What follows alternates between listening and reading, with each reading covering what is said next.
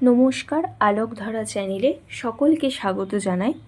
আজকের গল্প লেখক উপেন্দ্রকিশোর রায়চৌধুরীর লেখা নরহরি দাস।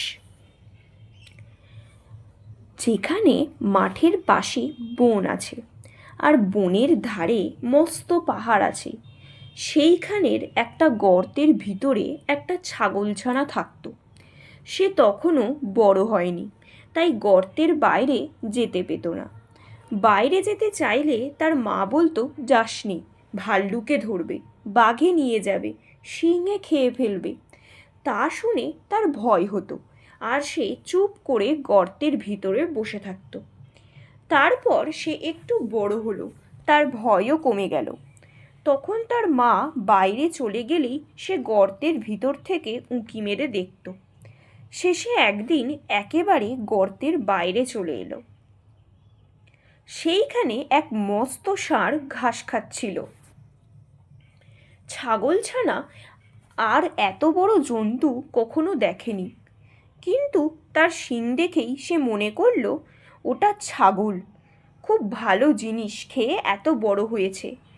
তাই সে ষাঁড়ের কাছে গিয়ে জিজ্ঞেস করল, হ্যাঁ গা, তুমি কি খাও? ষাঁড় বললে, আমি ঘাস খাই। ছাগলছানা বললে, ঘাস তো আমার মাও খায়, সে তো তোমার মতো এত বড় হয়নি।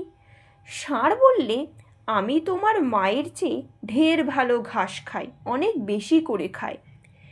ছাগলছানা বললে, সে ঘাস কোথায়? ষাঁড় বললে, ওই বনের ভেতরে। ছাগলছানা বললে, আমাকে সেখানে নিয়ে যেতে হবে। একথা শুনে ষাঁড় তাকে নিয়ে গেল। সেই বনের ভিতরে খুব চমৎকার ঘাস ছিল।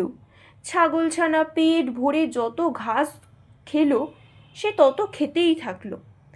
খেয়ে তার পেট এমন ভারী হলো যে সে আর চলতে পারে না। সন্ধে হলে ষাঁড় এসে বলল, এখন চলো বাড়ি যাই। কিন্তু ছাগলছানা কি করে বাড়ি যাবে? সে তো চলতেই পারে না।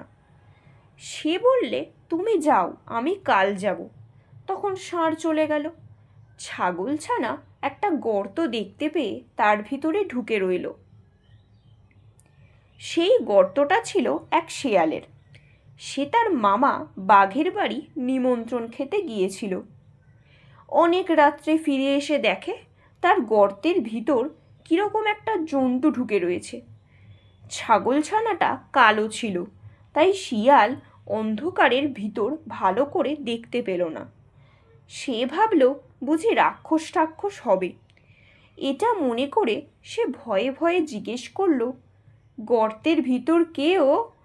ছাগলছানাটা ভারী বুদ্ধিমান ছিল। সে বললে, লম্বা লম্বা দাড়ি, ঘন ঘন নাড়ি, সিংহের মামা আমি, নরহরি দাস, 50 বাঘে মোর এক এক গ্রাস। শুনেই তো শিয়াল বাবা গো বলে সেখান থেকে দে ছুট। এমন ছুট দিল যে একেবারে বাঘের ওখানে গিয়ে তবে সে নিঃশ্বাস ফেললে।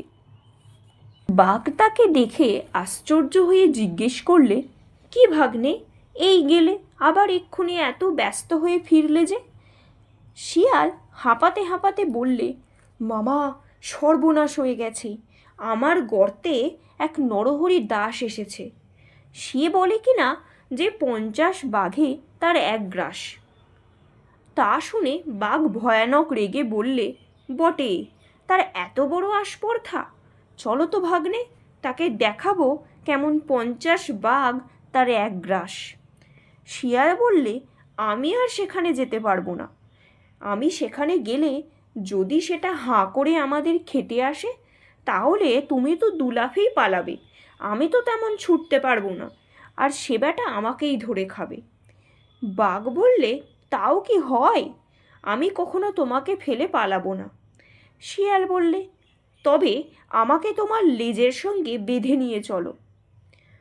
তখন বাঘ তো শিয়ালকে বেশ করে লেজের সঙ্গে বেঁধে নিয়েছে, আর শিয়াল ভাবছে এইবারে আর বাঘ মামা আমাকে ফেলে পালাতে পারবে না।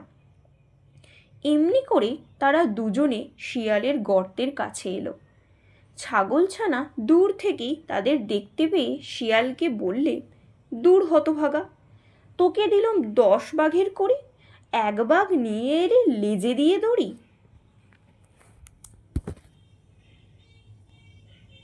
শুনেই তো ভয়ে বাঘের প্রাণ উড়ে গিয়েছে। সে ভাবলে যে নিশ্চয়ই শেয়াল তাকে ফাঁকি দিয়ে নরহরি দাসকে খেতে দেওয়ার জন্য এনেছে। তারপর সে কি আর সেখানে দাঁড়ায়? সে 25 হাত লম্বা এক লাফ দিয়ে শিয়ালকে শুদ্ধ নিয়ে পালালো। শিয়াল বেচারা মাটিতে আছাড় খেয়ে, কাঁটার আঁচড় খেয়ে, ক্ষেতের আলে ঠক্কর খেয়ে একেবারে যায় আর কি। শিয়াল চেঁচিয়ে বললে, মামা আল, মামা আল। তা শুনে বাঘ ভাবে বুঝি সেই নরহরি দাস এলো, তাই সে আরও বেশি করে ছোটে। এমনি করে সারা রাত ছুটোছুটি করে সারা হলো। সকালে ছাগলছানা বাড়ি ফিরে এলো। শিয়ালের সেদিন ভারী সাজা হয়েছিল। সেই থেকে বাঘের ওপর এমনি রাগ হলো যে সে রাগ আর কিছুতেই গেল না। আমাদের আজকের গল্প এখানেই শেষ। গল্পটি কেমন লাগলো অবশ্যই কমেন্টে জানাবেন। ভালো লাগলে লাইক অ্যান্ড শেয়ার করে পাশে থাকবেন আর আমাকে উৎসাহিত করবেন। ধন্যবাদ।